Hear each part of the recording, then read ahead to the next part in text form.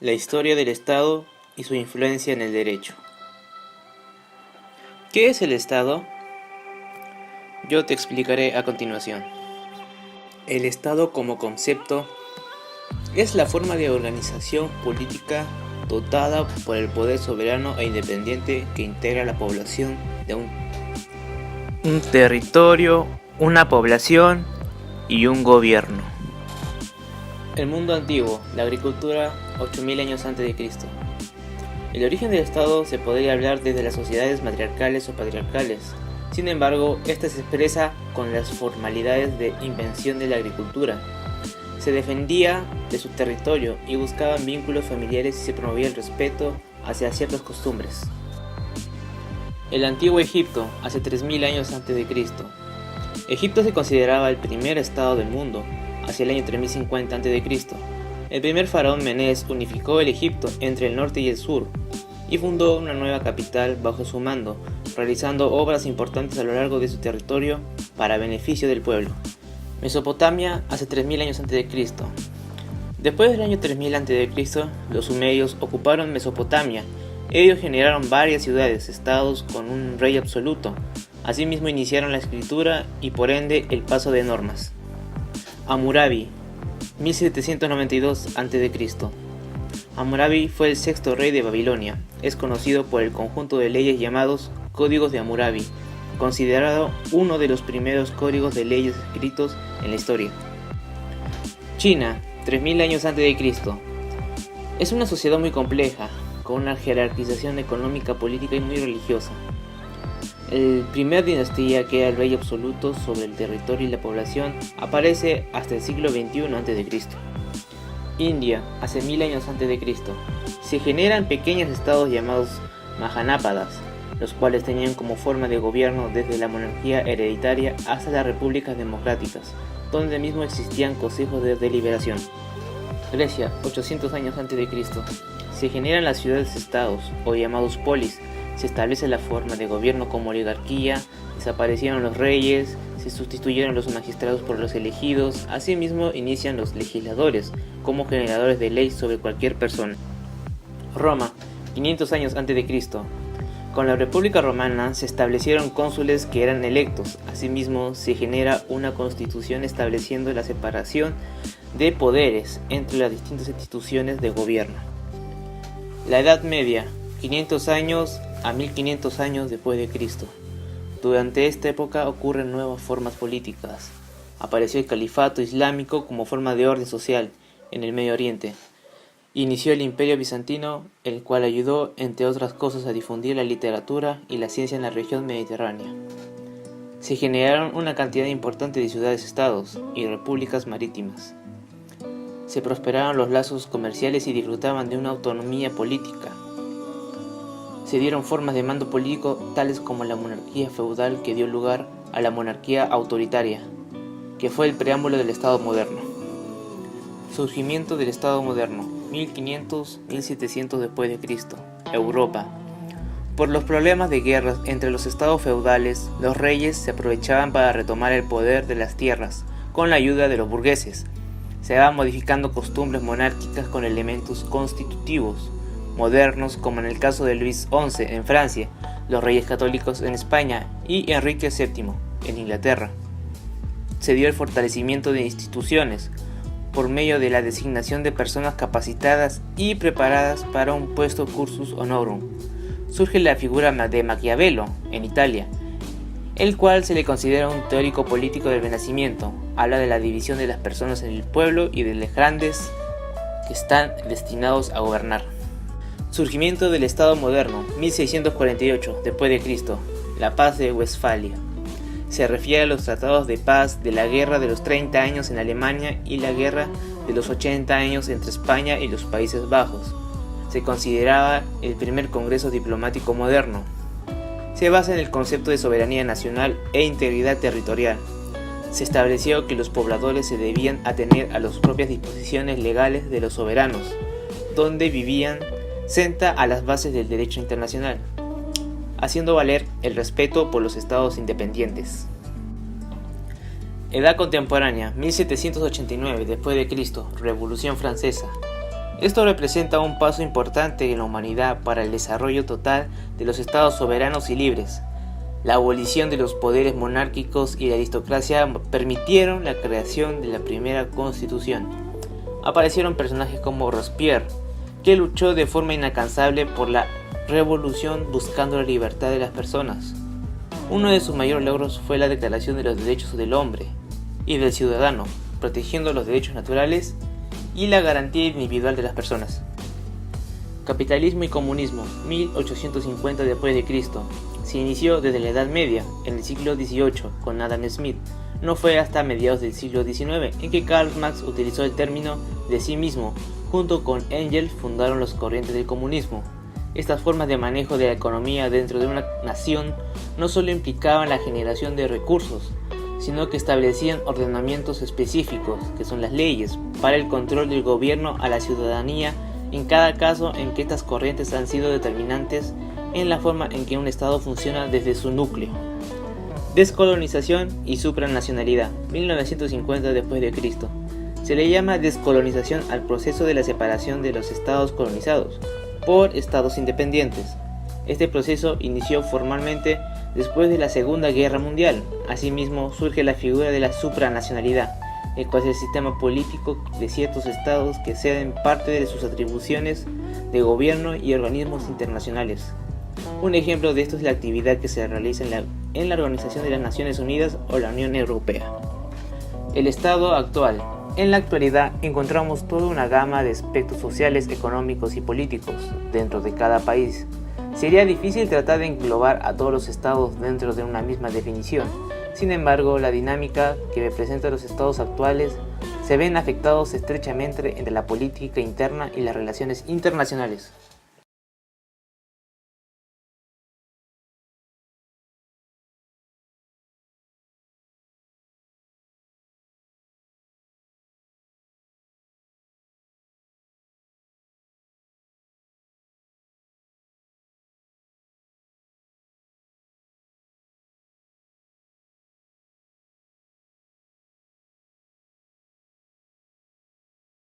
La legislación como fuente formal del derecho.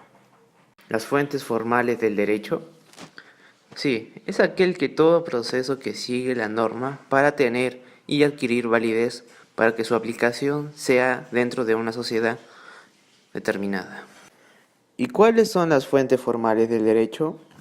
Dentro de las fuentes formales se encuentra la legislación, la costumbre y la jurisprudencia. La legislación posteriormente se dará a conocer. Por ahora, la costumbre es considerada como una fuente formal, ya que era una práctica implantada por una colectividad y era considerada como una obligatoriedad dentro de un determinado pueblo con costumbres. Es decir, que es el derecho nacido de la costumbre, llamado consuetudinariamente. Y la jurisprudencia como fuente formal es aquel que se puede definir como un conjunto de fallos y decisiones de los tribunales sobre una materia determinada jurídicamente, en resoluciones emitidas por un juez. Como dije anteriormente, ahora se da a conocer qué es la legislación o conocida como ley. Bueno, esta ley o legislación aparece como un fruto de los movimientos políticos democráticos a finales del siglo XVIII. ¿Qué es la legislación en términos jurídicos? La legislación es el proceso por el cual uno o varios órganos del Estado formulan y promulgan determinada regla jurídica. Es de carácter general y el cual se le da el nombre específico de leyes. Hay que destacar que la legislación es una propuesta que es otorgada por un miembro de la legislatura o del Poder Ejecutivo, que es solamente por el Presidente de la República. Y aquellos que tienen esa facultad tienen el poder formal para crear legislación y son conocidos como los legisladores. La rama judicial del gobierno puede también tener el poder formal para tener y interpretar una legislación. Ahora a continuación, el proceso legislativo. Está compuesto por 6 fases o 6 procesos, en la cual en primer lugar se encuentra la iniciativa. ¿Qué es la iniciativa? Es el acto que se somete un proyecto de ley a una o varias autoridades competentes. Ahora, en el proceso legislativo, en la segunda fase del proceso, está la discusión. La discusión es el acto del proceso para determinar y deliberar si es aprobada el proyecto de ley o no es aprobada. Dentro del proceso legislativo, en la tercera fase procesal, se encuentra la aprobación, que es el acto en el cual es aceptado totalmente o parcialmente el proyecto de ley. En la cuarta etapa del proceso legislativo se encuentra la sanción. Es lo denominado de la aceptación del proyecto por parte del Poder Ejecutivo, que es aceptada por el Presidente de la República.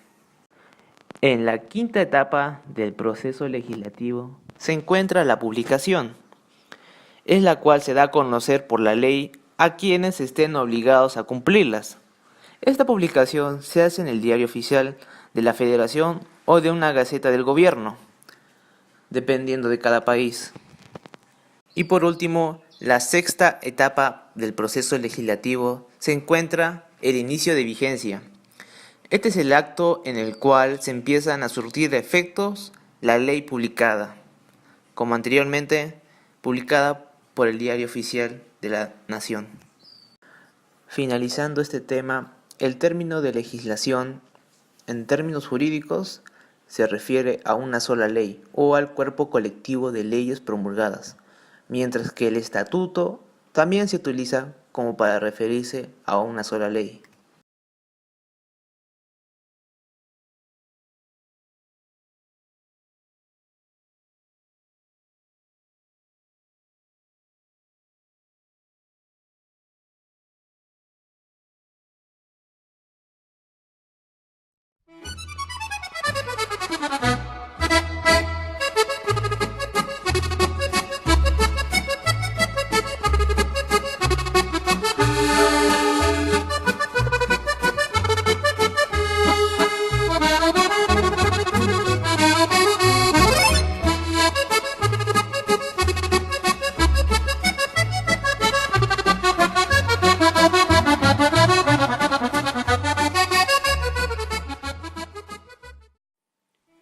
La Revolución Francesa, el origen de la edad contemporánea.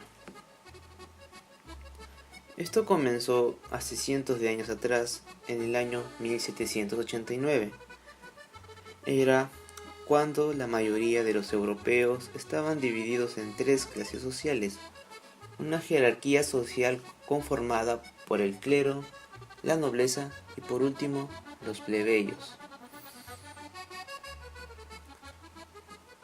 En esa época los plebeyos existían para servir a los demás, trabajando para su jerarquía inferior. Pero sobre todos ellos, ¿quién tenía el poder para gobernar? Era el rey Luis XVI, el monarca absoluto.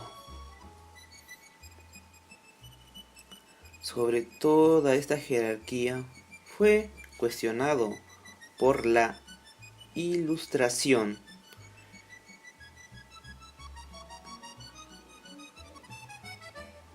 que fue un movimiento que promovía la razón y la ciencia de unas varias ideas revolucionarias.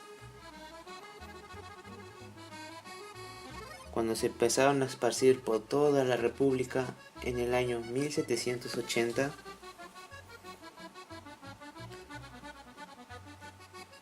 era cuando la economía cayó e intentaron subir los impuestos. A quienes intentaron subirle los impuestos a los plebeyos, y lo cual aumentó el odio y los disturbios empezaron exactamente el 14 de julio del año 1789.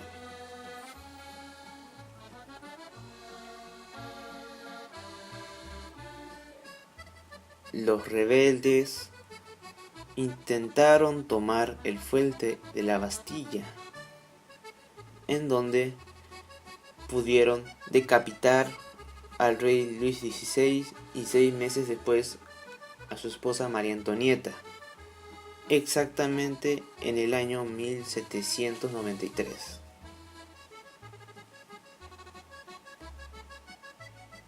Luego Francia adoptó una declaración universal que se refería a la Constitución, donde asimismo se empieza a dar los derechos a los hombres, a los que nacen y permanecen libres e iguales en el derecho de esa época. Esto fue un cambio drástico, a pesar de excluir a las mujeres y a los afroamericanos.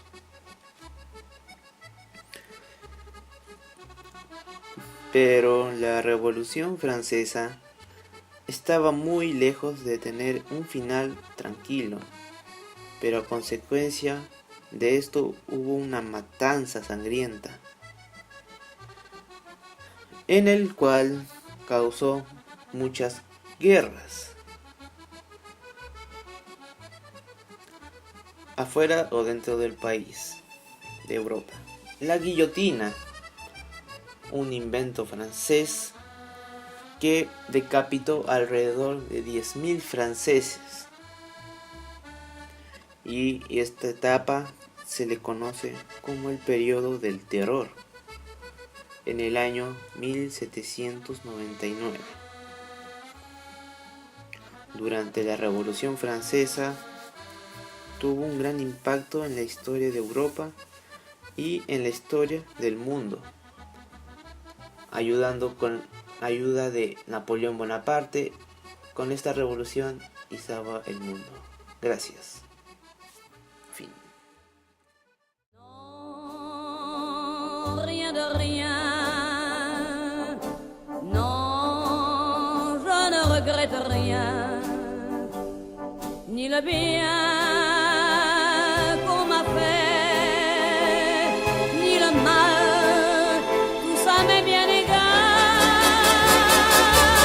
Non, rien de rien. Non, je ne regrette rien. Código Civil francés. El 21 de marzo del año 1804 fue publicado el primer Código Civil francés, llamado el Código Napoleónico.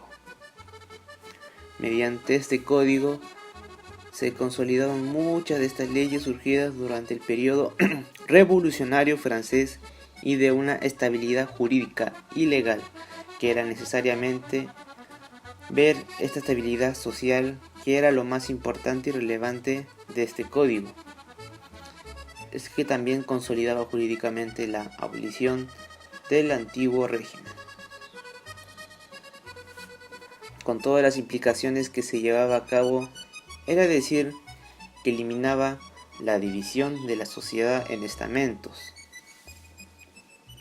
y los privilegios jurídicos en función del estamento al cual pertenecía, y eliminaba definitivamente el feudalismo que existió en Europa desde la Edad Media. Este código civil era el afianzamiento de la conquista de la Revolución Francesa en el año 1789.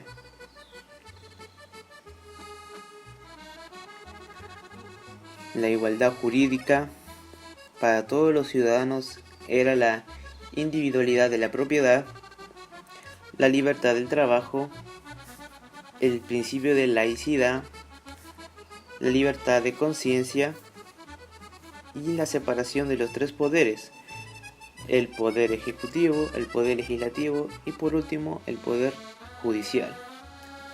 Que también fue muy importante que se remarcara que la ley debía ser escrita y expresada en la forma más clara posible para que los ciudadanos puedan entenderla. No menos importante resultó también la legislación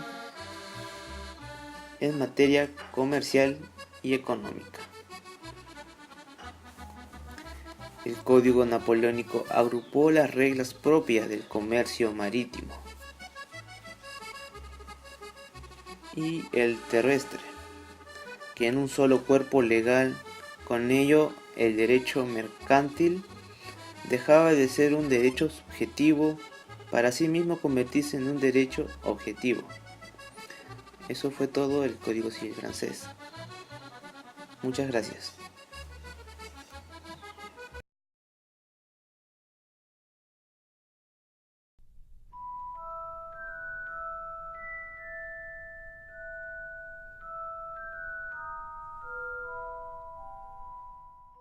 Las ordalías o juicios de Dios. El origen de la palabra ordalía proviene de la palabra ordial, la cual significaba juicio. Los germanos, al invadir el Imperio Romano del Occidente, popularizaron su aplicación y la comenzaron a llamar el juicio de Dios. ¿Qué es una ordalía? La ordalía es una institución jurídica vigente hasta finales de la Edad Media en Europa, en la cual consistía de interpretar el juicio de la divinidad a través de los mecanismos ritualizados por la búsqueda de la inocencia o la culpabilidad del imputado o acusado. Las características de las ordalías. Esta se les aplicaba a los hombres que no eran libres o libres de deshonrado, en que consistía en las pruebas que de su mayoría estaban relacionadas con la tortura, y la gente aceptaba las ordalías como que ya creían que era una sentencia de Dios o algo religioso a obedecer. Pero existían dos tipos de pruebas, la prueba vulgar y la prueba canónica. En las ordalías existían dos tipos de pruebas, era la prueba vulgar y la prueba canónica. En la prueba vulgar era en la que consistía en las maneras de justificarse e inventadas por las superintenciones del pueblo, y en la prueba canónica era el juramento prescrito por los cánones que se le llamaban juicios de Dios. Los tipos de ordalía. La prueba de fuego. En esta consistía en poner las manos en un brasero, caminar con los pies desnudos sobre unas brasas o los carbones ardiendo. Alguien que pueda caminar un espacio entre dos hogueras.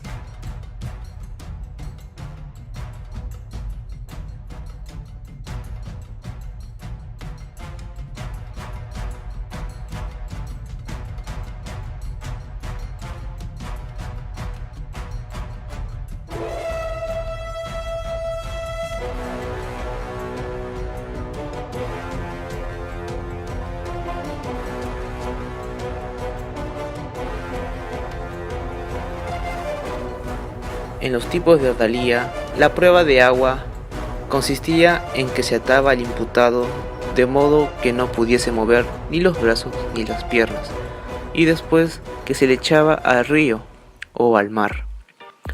Se consideraba que si flotaba era culpable, y si se hundía era inocente.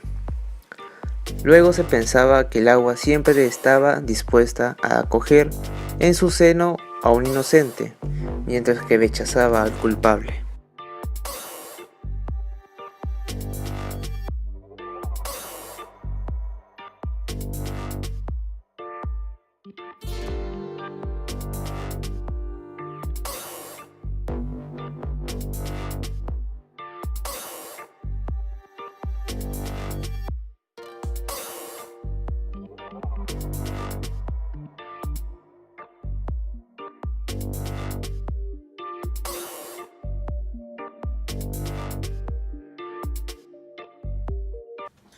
Si no ha dormido contigo ninguno, y si no te has descarriado, no has sido infiel a tu marido, indemne seas del agua amarga de la maldición. Pero si te descarriaste, si fuiste infiel, contaminándote y yaciendo con otro, ya ve, te maldice. Entre esta agua de maldición en tus entrañas para hacer que tu vientre se hinche y se pudran tus muslos.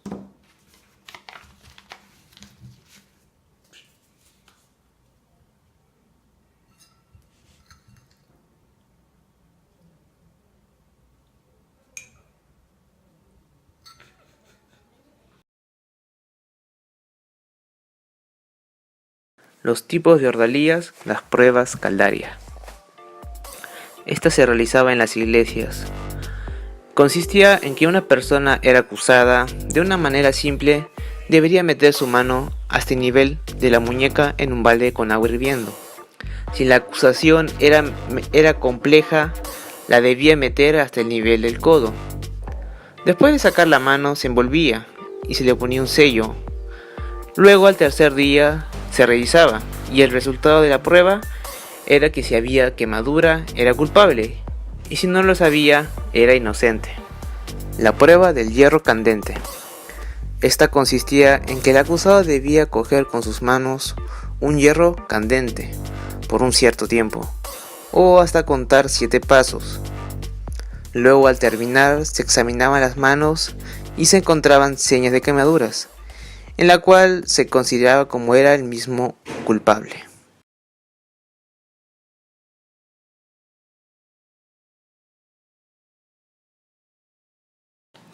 La institución de Wergel, que es el precio del hombre. La institución de Wergel perteneció al derecho germánico, ya que fue un mecanismo legal muy importante en la sociedad del norte de Europa, como fue los vikingos y los anglosajones durante la Alta Edad Media. El término Wergel, que en voz alemana significaba el precio del hombre, ya que el hombre se consideraba como un pago de reparación exigido por una persona culpable.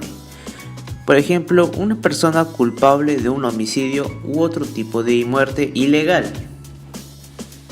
El concepto de Wergel es el proceso en donde ese atenúa la venganza privada en calidad del dinero sobre su cantidad u otros bienes que el mismo agresor o de los suyos entregaban a la víctima o si no a sus parientes. En el principio de Wergel, esto fue una posesiva aceptación por parte de los ofendidos, es decir, en aceptar el delito, pero luego terminó por convertirse en un derecho o si no una facultad del delincuente.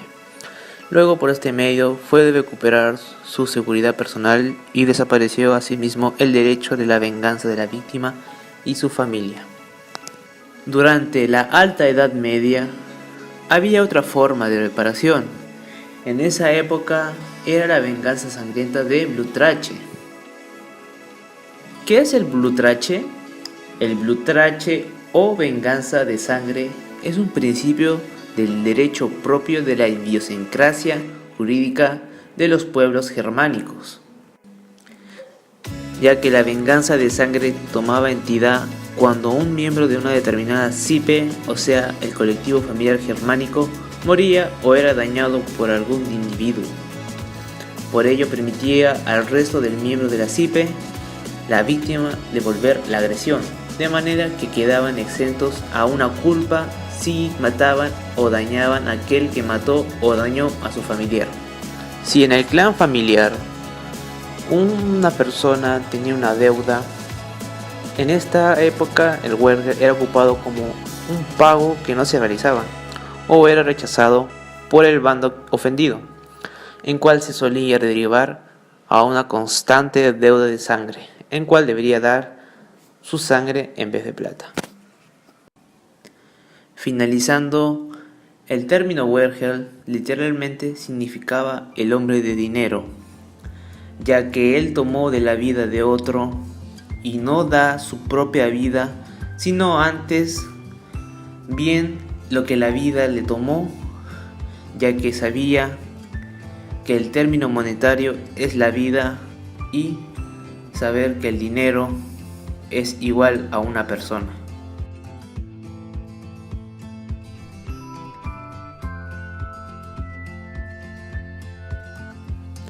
El principio de la buena fe.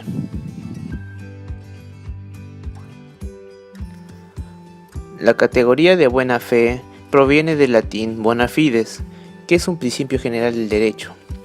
Si componemos del latín la palabra bona o bonus, que es igual que a bondad, y fides, que es igual a fe. La etimología de bonus.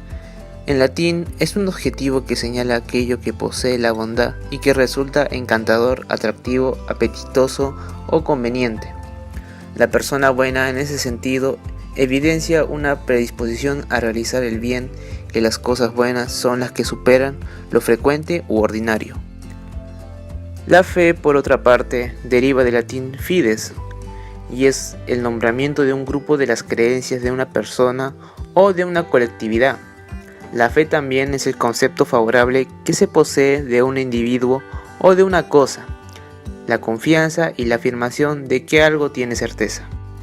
La buena fe, dentro del concepto en el derecho, es el principio de la buena fe que está vinculado a la certeza que uno tiene respecto a la veracidad o a lo correcto de algo. La buena fe requiere la honestidad en el vínculo con las partes que intervienen en un contrato.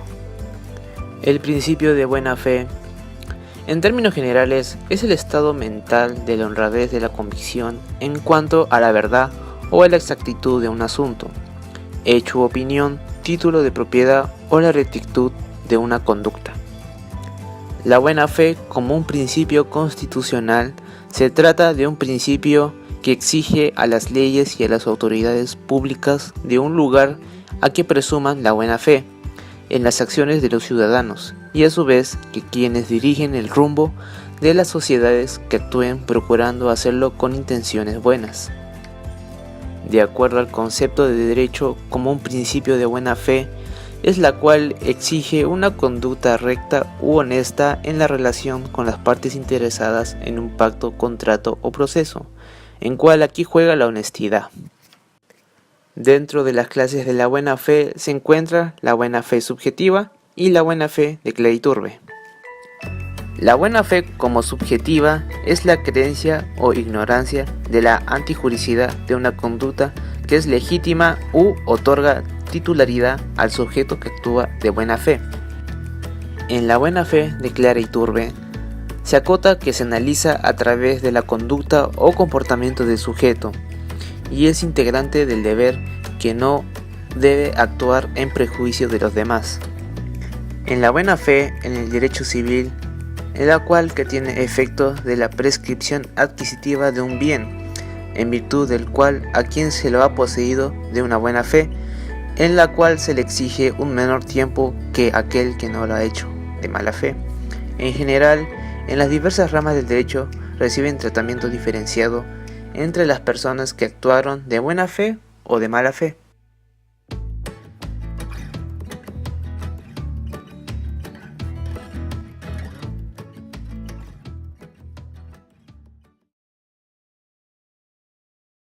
La prescripción adquisitiva, o también llamada usurpación, es el modo de adquirir el dominio de los derechos reales por la posesión a título del dueño, continuado con el tiempo señalado en la ley.